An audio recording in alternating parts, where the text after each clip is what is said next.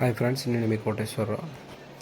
ఎవరైతే నవగ్రహ దోష పరిహారం కోసం చూస్తున్నారో వాళ్ళు ఈ యొక్క ధ్యాన శ్లోకాన్ని పఠించండి.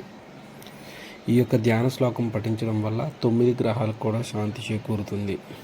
శ్లోకం: ఓం ఆదిత్యాయ చ సోమాయ మంగళాయ బుధాయ చ గురు శుక్ర శనిభ్యశ్చ రాహవే కేతవే నమః.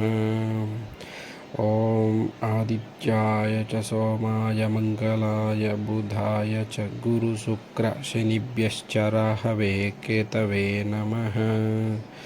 ఓం ఆదిత్యాయ చ సోమాయ మంగళాయ బుధాయ చ గురు శుక్ర శనిభ్యశ్చ రాహవే కేతవే నమః.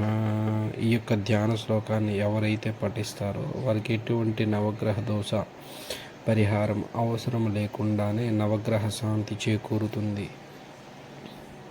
Thank you friends, thank you so much. శనీశ్వరుని యొక్క ధ్యాన శ్లోకం: నీలాంజన సమాభాసం రవిపుత్రం యమాగ్రజం ఛాయామార్తాండ సంభూతం నమామి శనైశ్చరం.